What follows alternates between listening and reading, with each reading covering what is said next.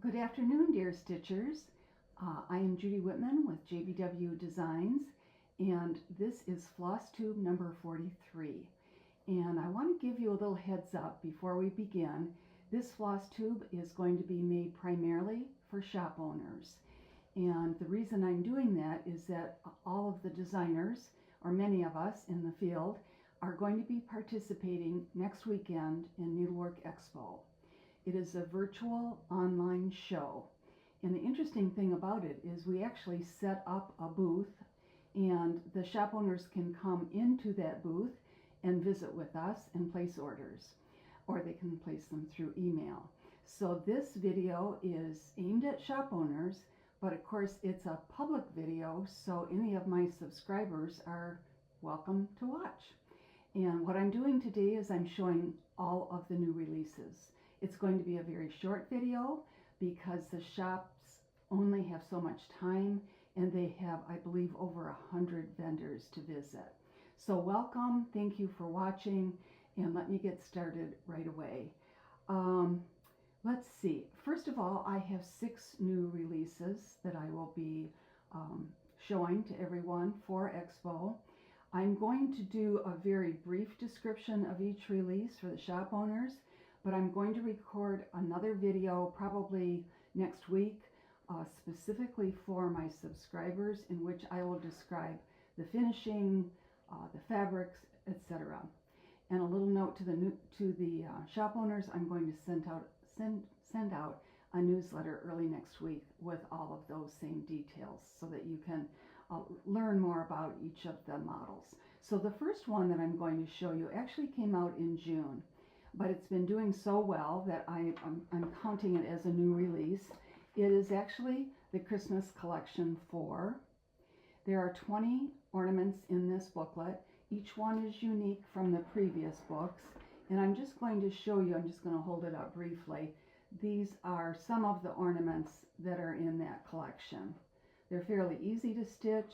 Some of them came out of old titles, and some of them are actually new releases. So it has been selling so well, I've actually reprinted it twice already. So that's the first in what I'm counting as a new release, and then I have 6 others. So let's see, where shall I start? Well, let me start with this one. This is kind of an interesting one.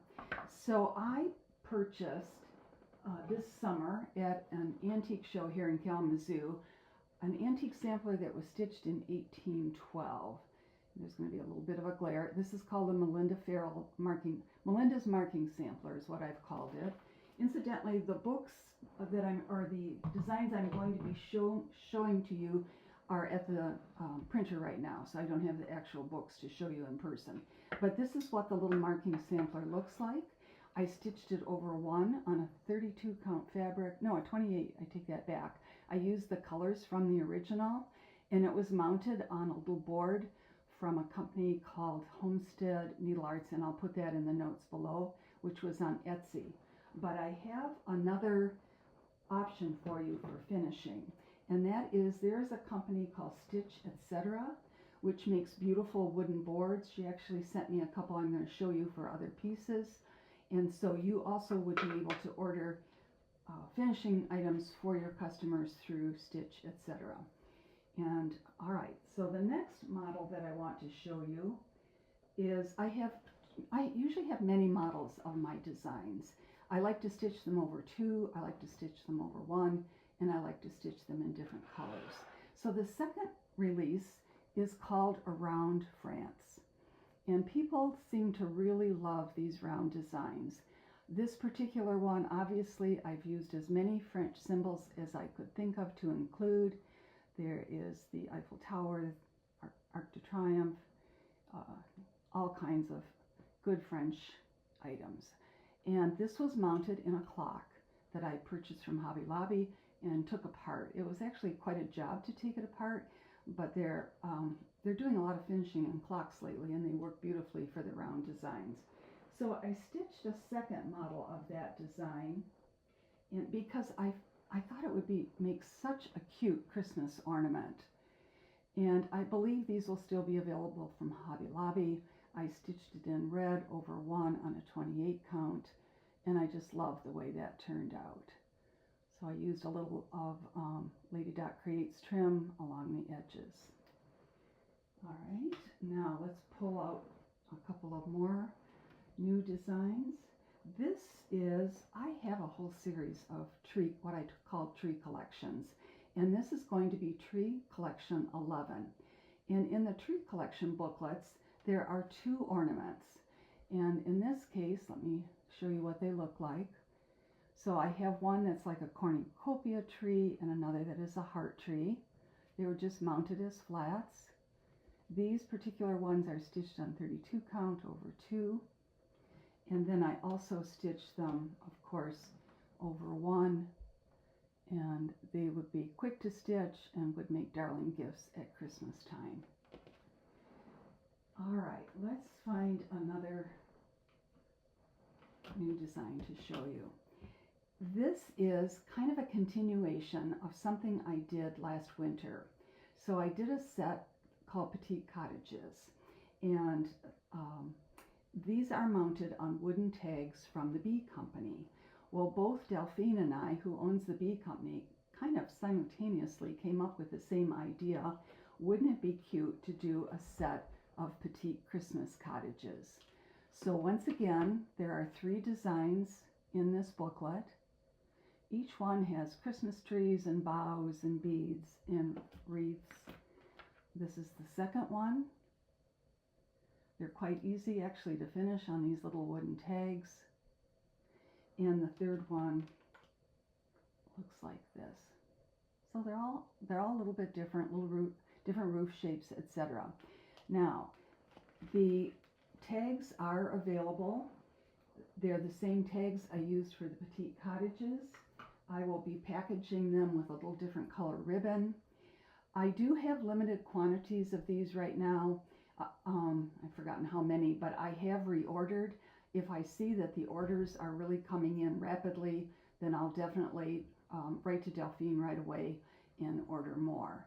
So they look like this one in the unfinished state, and then I packaged them just like this in a little bag with pictures of what the design looks like. So the Petite Cottages were actually one of my most popular designs last winter, and I have a feeling that the Christmas cottages will be too. So let's see, how am I doing here? I have 2 more to show you. I might have to stand up to get this one. Let's see here. I I put it far away. Let's see. Okay, so I put it on a little tiered tray back there, and it looked so cute. So here's another design for the round series, and this is owls in the round. One of my shop owners gave me this idea. I actually mounted it originally on a glass jar so that I could put candy in the jar, and then I always do, let's get this upright, a little extra design on the inside of the lid. So here's the lid, and here is the top. And then that particular design is worked over 2, and this is the over 1 design, and this is just a wooden cutting board that I painted from Hobby Lobby. So I like the way that one turned out. It looks darling in a little tiered tray. And so now we come down and reach over here to get the last models. Another Christmas design. So this one was really fun. It's part of a series, and I meant to grab the other books in the series. But every year I usually do one that is red on white. I actually do several models of it. Tidings of Joy, Oh Christmas Tree, I'm trying to think of the third one, Dashing Through the Snow, and there's a 4th one, Joy Noel. All fall into this design category, I think. So this one was actually named by one of my viewers. I asked people, I told them something about what it would be looking like, and this is called O'er the Fields We Go. And this is stitched on 36 count fabric. I'll have to find out the exact name of it when I write my newsletter. It's stitched with 1 ply of floss over 2. I love how it turned out, and it's just mounted on a wooden piece from Hobby Lobby with fabric and rickrack. So in this particular design, let me show you this again. You could use the plaque that Stitch Etc. sent to me. This would be perfect for that design. But I also stitched it in several other counts. So I stitched it in white. Actually, I had a model stitcher do this one for me on a 28 count red over one thread. And I love it with the white on red. I think it's so striking. And then the third model that I did of this new design, I did in blue. And it looks quite wintry, so I think it's something that you could leave out all winter long. And it was finished with a little rickrack on the edge and a pretty fabric on the back. So you'll have to find out from your customers which one is their favorite model. So let me look at my notes here. I want to give you a few more quick notes before I close. For my automatic customers, that means the customers who have already said they'll take some of every one of my new designs.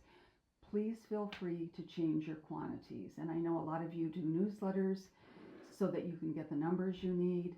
So if you contact me and tell me how you want to change your numbers, you know that you can change those at any time. I will be starting to ship models at the last day of the, or not models, I won't ship models, I'll ship the booklets the last day of the market, which would be that Monday. My automatic customers are the ones who are shipped first, and then I put everything else in order of when they came in as orders at market. So let's see what else. To contact me, email is the best, judy@jbwdesigns.com. I told you about the newsletter that's coming out. And for my viewers who are not shop owners, I want to encourage you, if you see something that you like or have to have, please contact your shop owners and let them know. Now, it's possible that when you contact them, they won't even realize what I've released yet. So you may have to just say, I know Judy is coming out with this, this, and this, and will you order one for me? And I'm sure they will. Hopefully they will. So I will, as I say, make my next video next week. And thank you so much for watching. I know this is very short, but I look forward to seeing my shop owners next weekend. Thanks a lot. See you soon. Bye-bye.